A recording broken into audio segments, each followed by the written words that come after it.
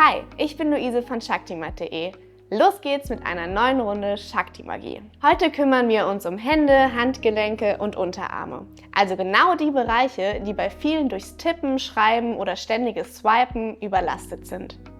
Unsere Hände sind den ganzen Tag im Einsatz, aber selten auf eine Weise, die ihnen wirklich gut tut. Schon ein paar Minuten auf der Shakti-Mat regen die Durchblutung an, lösen Verspannungen und entlasten deine Hände spürbar. Knie dich vor deine Matte und leg die Handflächen sanft drauf, so dass jede Fingerspitze auf einem der kleinen Spikes liegt. Verlagere dann langsam dein Gewicht nach vorne und zurück und leicht zu den Seiten. Spür, wie die Spikes deine Handflächen aktivieren und ein sanftes Kribbeln entsteht. Wenn du magst, geh noch einen Schritt weiter. Leg die Unterarme auf die Matte, spreiz die Finger und atme ruhig weiter. Du kannst den Druck noch etwas variieren, indem du die Hüfte leicht anhebst oder senkst. Wie immer gilt, hör auf deinen Körper und bleib in einem Bereich, der sich gut für dich anfühlt. Nach 1 bis 2 Minuten merkst du, wie die Durchblutung zunimmt, ein sanftes Kribbeln einsetzt und die Hände angenehm warm werden.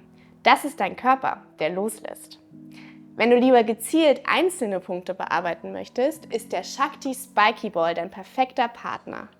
Roll ihn langsam über die Handflächen, die Finger oder entlang deiner Unterarme. Der Ball löst tief sitzende Verspannungen und wirkt wie eine kleine Massage, die du überall genießen kannst. Im Büro, auf der Couch oder unterwegs. Zum Abschluss, bleib noch einen Moment sitzen. Atme tief ein und leg die Hände locker auf die Matte oder in den Schoß. Spür, wie sich Wärme, Leichtigkeit und Ruhe in dir ausbreiten. Egal, ob du mit der Matte, dem Spiky Ball oder beidem arbeitest. Du bestimmst immer selbst, wie intensiv deine Shakti-Erfahrung wird. Bleib achtsam, bleib neugierig und erlebe, wie selbst kleine Routinen große Wirkung haben können.